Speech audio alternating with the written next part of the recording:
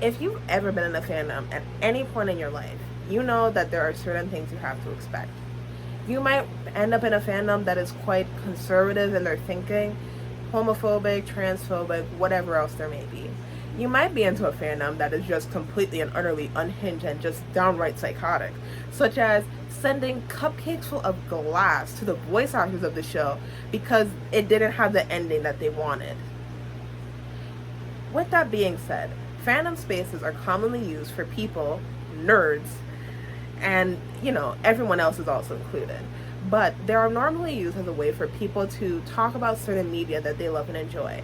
Anime, books, film, TV, all of these for people that they can understand and learn and even meet new people who like the things that they do like. However, if there's one issue that stays prevalent throughout all fandoms, regardless of how many characters there are that are of a certain race or how many characters are that aren't of a certain race, you will see, and I bet you all the money in the world, racism. That's right. Racism in fandom is not a new thing. It's been a thing for a very long time. And you have to think to yourself, why is there so much racism in fandom? I mean, how could a bunch of nerds be so racist?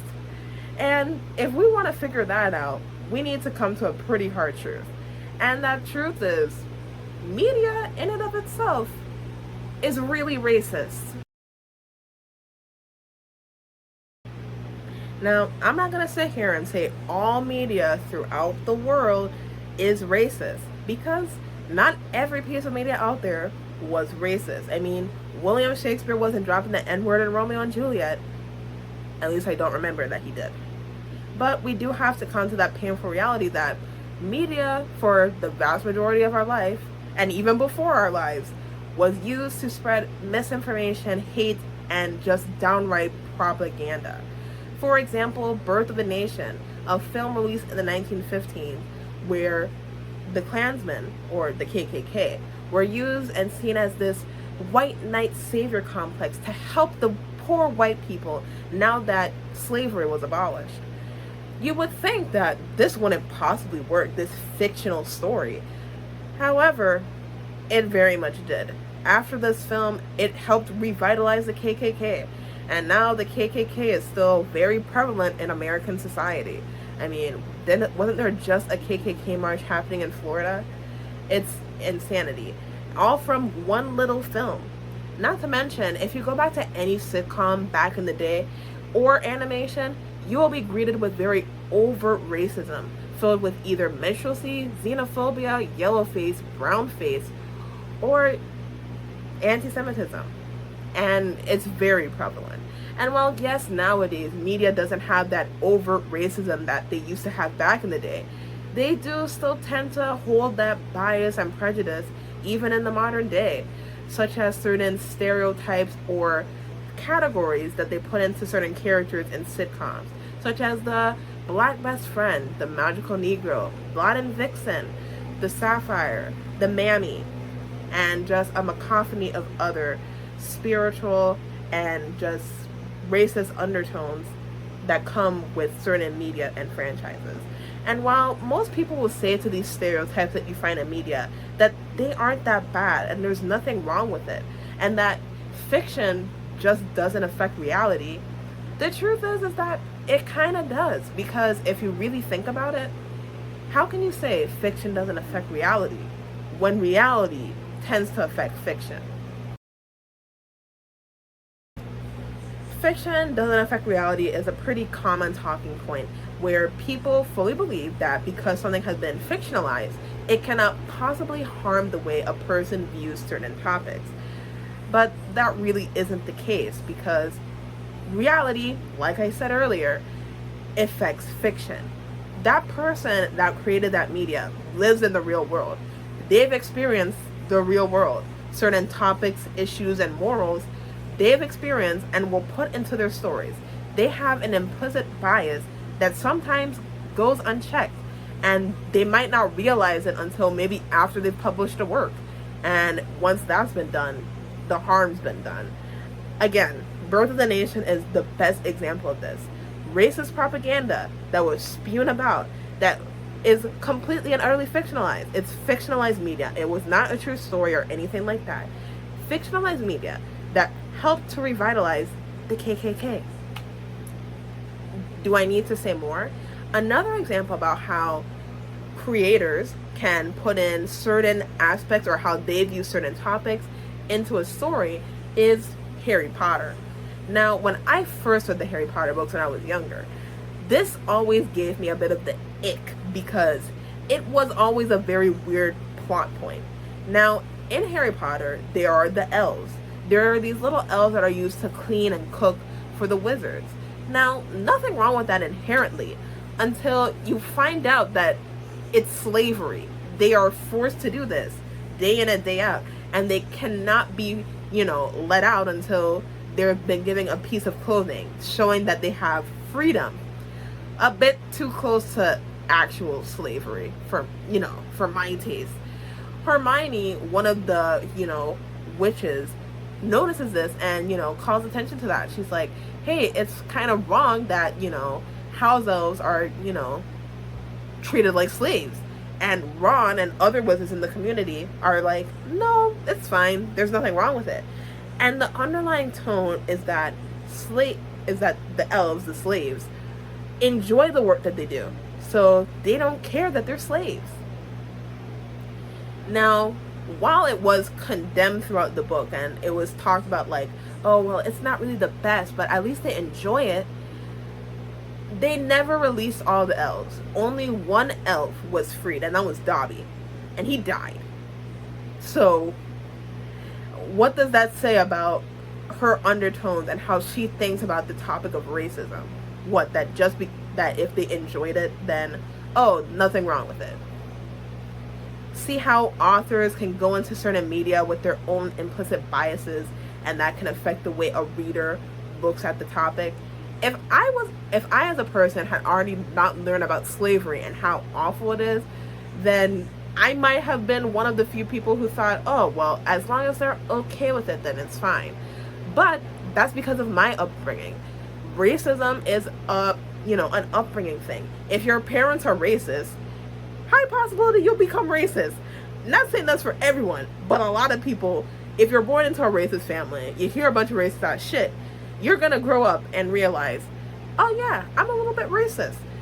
Sure, some people, they counteract that, they do their own research, they learn, they get educated, but that's not all people. And when you add in a person who's already grown up in an environment with racism, then you introduce them to certain media that might have racial undertones that haven't gone fully unchecked or delved deeper into, and then you add the anonymity of the internet, you've got a recipe for the disaster. For the examples I'm going to give about fandom racism and some of the fandom racism I've seen in fandoms I've been in, I am not going to hide these people's identities. I am not blocking out anything. I'm not going to block out their usernames. I'm not going to block out anything that they said. I will show you what they said, how they said it, because they were being racist. I'm sorry, but I know a lot of people tend to do that thing where it's just like, well, I'm going to cover up their name. No. They said it, they will stand by it. You cannot say a racist thing and then you want to try and backtrack. I'm not that type of person to do that. Leave that to any other creator. If they want to hide that person who's being a racist dickhead, let them do it. But that's not me. If you're going to say some racist ass shit, then you're going to stand by that shit. You're going to show your face or you're going to show your name. And if anyone comes after you for it, you stand on that business that you decided to put the hell out. Now, with that being said, all of the racism that I've encountered in fandom has been downright egregious because I am in a lot of anime and manga fandoms. If you've been in any sort of anime fandom, then you know racism is very prevalent in those fandoms. And not just to like black and other minorities, even the minority that is creating that media itself. You will commonly see people talk badly about Japanese people when it comes to anime. And it's crazy. You'll see people talk very nicely about the country of Japan. And we can get into about Japan's history because, Jesus Christ, their history is insane. they'll talk great about the country, talk about how clean it is, how cool it is, based off of their bias of just the media of Japan and not how Japan in and of itself actually is. And they will also talk badly in the same breath about the people who actively live in Japan. I have oftentimes seen people call Japanese people ching-chongs. Insanity, I know.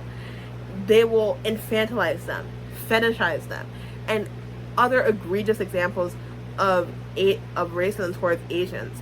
It's insanity for media that they are digesting in of itself. Don't even get me started on the racism for black people because in anime fandoms, because it's insane. Cosplayers that will cosplay certain characters, such as, like, let's say Yuji from Jujutsu Kaisen.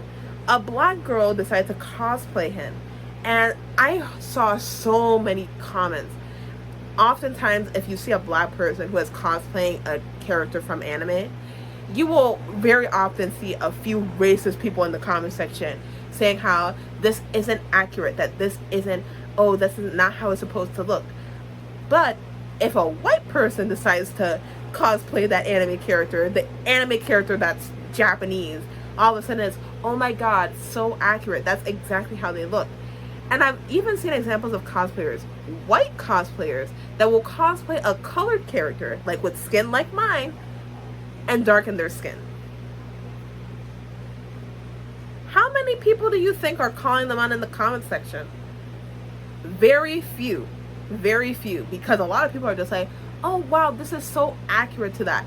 Ignoring the fact that it is literally blackface. They have blackface on and they are being praised for it. Make it make sense, please, because it truly doesn't. Into a fandom that I'm in very recently, Genshin Impact. Any Genshin Impact fan can tell you this right now.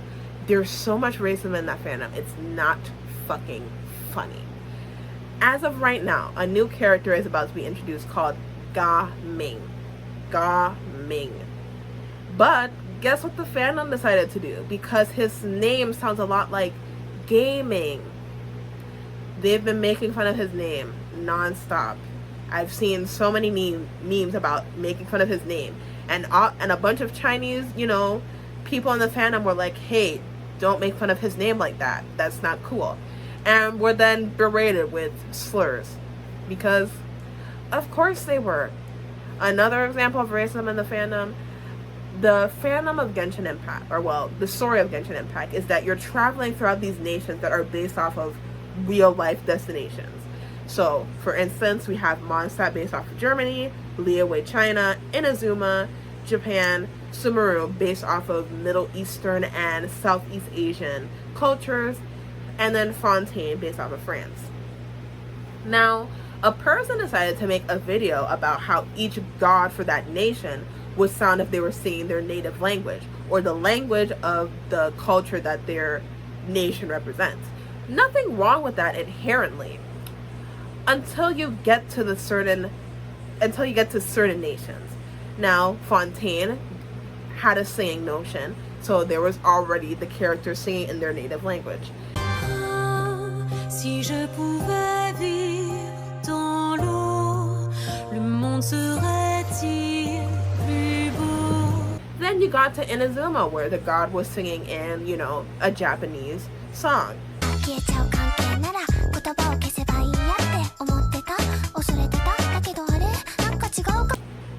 Then you get to Sumeru, based off the Middle East.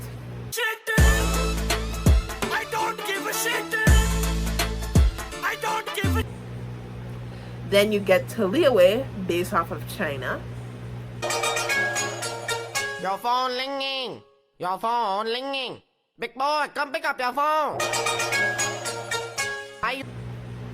And finally, and I think you know where I'm going with this, you get to Mondstadt, based off of Germany.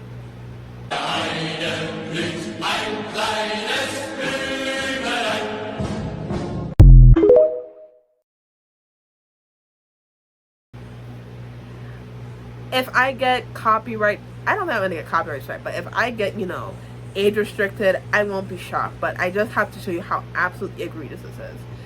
Then we also have the whole situation with Sumeru. The worst amount of racism I've ever fucking seen in my entire life. I remember a person tweeting in full confidence because a lot of people were upset in the fandom that, you know, the culture of Sumeru that was based off of the Middle East and Southeast Asia, how basically the entire cast was like white as paper, and then the only two characters who had any color were barely passing the paper bag test. So a lot of people took in mind that, well, any Sumeru character people would make like a little darker to represent, you know, the culture they're coming from, because, well, yes, there are light-skinned people in those regions. A vast majority of the people there are darker skinned. Yeah, the racists didn't really like that. There was a lot of blackface. I'm not like joking, I'm talking about like legitimate blackface. And those are the tamest examples there are. That's straight up minstrelsy. That is minstrelsy right then and there. And they proudly posted that online. No issue whatsoever. And don't even get me started about how a person made a whole tier list about how racist certain characters in the fandom would be. And the tier list went with Hitler's speech all the way down to pulling a BLM scam. And you want to know what's kind of crazy? Is that in the racist tier list, they put two characters who were not only the very few characters who have a darker skin tone, but were also characters who were victims to racism within the game. I'm not joking. The game in and of itself delves into racism towards the people that come from the desert region of the game. And those two characters have commonly dealt with being, you know, ridiculed and looked at badly because they came from the desert. And they got put in the racist tier. You can look at it. I have the person's, you know, their name and everything. And before people come in and say, well, that's just bait. You know, maybe to like bait people into talking about your content that isn't good to begin with, you could not be racist. Crazy thought, I know, but like, you could just not be racist if you're trying.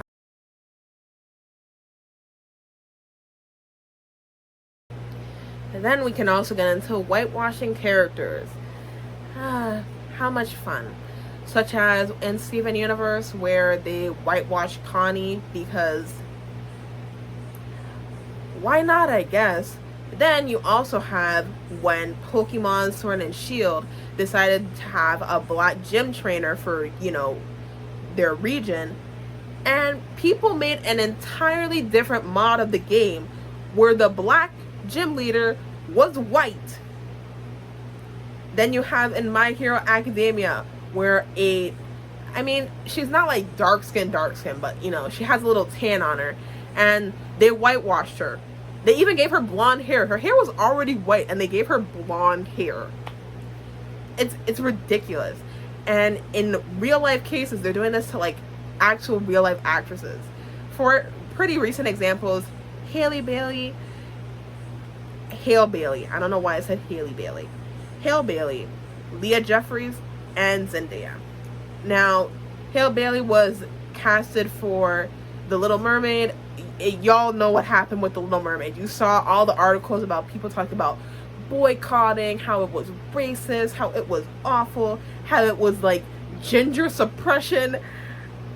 I don't know how they came to that conclusion about gender suppression, but they did. Then you have Leah Jeffers, who is currently doing she's currently Annabeth in the new Percy Jackson series, and I feel so bad for that girl. Now, I want to remind you this. While I completely understand that like people are very nostalgic about the media they consumed, what they've been doing to this little girl is absolutely insane. Percy Jackson came out in like the year I was born, or a little after that. So most of the people who are now watching this show are in their 20s. I'm not saying that there's not like teenagers involving in this hate too, but like it's mainly adults. Like, it would be mainly adults and maybe a few teenagers, but that's really it. People are sending this girl like death threats. They're making accounts. They are making whole ass accounts talking about not my Annabeth, where they will downright talk about how much they hate the fact that this girl is playing Annabeth. Mind you, this girl is 14 years old. She's born in 2009. She's a child, and they're treating this child like this. It's insanity. There's actually a whole ass account where they will take art where people have drawn her as, like, you know, black, and they'll whitewash these people's art. Like, do we not have shame? Or when Zendaya was cast to play Mary Jane, or actually what they say, Michelle Jones, they called her Michelle Jones in, like, you know, the new Spider-Man movies, and people whitewashed her. And I know what you're thinking, like, they whitewash art of her. No, I'm talking about they use actual pictures of Zendaya and they whitewashed her. They whitewashed a black woman. Well, she's biracial, but, you know, she's still black. They whitewashed her. Like, look at this. What are you doing? It's psychopathy. Like, it's insane. Like, who does this shit? Like, and there's so many more examples. It's just, you have to think to yourself, like, why is this so prevalent? Why do people get so upset and racist about it? And it's like I just said, media oftentimes has revolved around white people across the board. How many TV shows back in the day can you think of that portrayed black people in a positive light? I'm waiting. It's hard to think about the top of a hat, right? I'm not talking about anything from the early 2000s or the 1980s. I'm talking about anything before that. You're struggling to think of it, aren't you? Unfortunately, people who have, you know, been used to having media centered around them, like white people, media that has primarily focused on them, and they get upset by it. They get upset to see that it's getting more inclusive. I mean, look at what happened with Star Wars. They added a few black characters. These weren't even like characters that were like, you know, white before and then changed to, you know, be black or another race. No, these were characters that are new to the series. Like, they would just added them in. Like, they haven't been prevalent in, like, you know, the main movies. They were just added in for, like, you know, extra stuff. And people are sending death threats. They've had actors have to go to therapy because of how, like, extreme the racism was from some of these fans. And it's really heartbreaking to see, because only now in recent time have we been able to, like, you know, dip our foot into it. And now we just keep getting ridiculed. It's whether you make, like, a black edit, either you add characters to stories that are, you know, primarily a white cast, or even original stories that have black actors in them. You know, unfortunately, racism is still prevalent in media, and because it's prevalent in media, it's prevalent in fandom. And you have to start thinking to yourself, well, what can we do? I mean, it doesn't seem like we can really do anything. Well, here's where you can do something. If you are a person who thinks that fiction doesn't affect reality, you need to stop with that mindset. I'm not saying that you can't consume media in a, you know, a regular, casual way. I do too. But look at the way certain things are talked about, especially in relation to slavery or race. Look very closely about how the author or the creator decided to talk about that issue. And, you know, research it. Go into detail about it. Don't just, like, take it as a one-off note and keep going. Do your research, because it's very important to do. If you notice someone in a fandom that you're in is being racist, I don't care if they're your stan, I don't care if they're your favorite stan account, I don't care if you love their content, and I don't care if they're your mutual. Call them out on their racist ass shit. It's not right and it's not cool. Like, you have other people who either follow you or people that you are also friends with online who are people of color, and if they see you casually supporting it, then they know that you're not a good friend, And you don't want to have your other friends of different races feel as if they can't come to you because, oh, you're a fucking racist, or at least you're racist by association. Like, you're just like glazing by because you decided to just look past it. If we are to ever fully like get rid of fandom racism, we kind of have to deal with racism as a whole. And I know that people are gonna talk about how it's just fandom, it's just fiction, but these are important issues. If you want to bring in your racism to a fandom, then you need to, deal with the consequences of that action. You can't be talking about, oh, well, fiction doesn't reflect reality, and then bring a real life issue into a fandom. Like, you can't say, oh, fiction doesn't affect reality, and then post something racist as hell. That's not how that works. So, if there's any takeaway you can take from this video, let it be this. Fiction does have an effect on reality. It might not be so overt, but it's very subtle. It can subconsciously affect the way you might see a certain topic, and you need to be very cognizant of that fact. And with that being said, that is the end of the video. Thank you for watching me ramble about this topic. I know for some people it's a bit like, I don't really care, I don't really give a shit. But, to the people who stuck around, to the people who like the video, to the people who comment, thank you very much for listening to me talk about, this for the past, I think this might end up being like 20 minutes. So thank you for listening. Please, subscribe to my channel. I try to make as much content as I can as a college student. And I'll see you in the next video. Goodbye.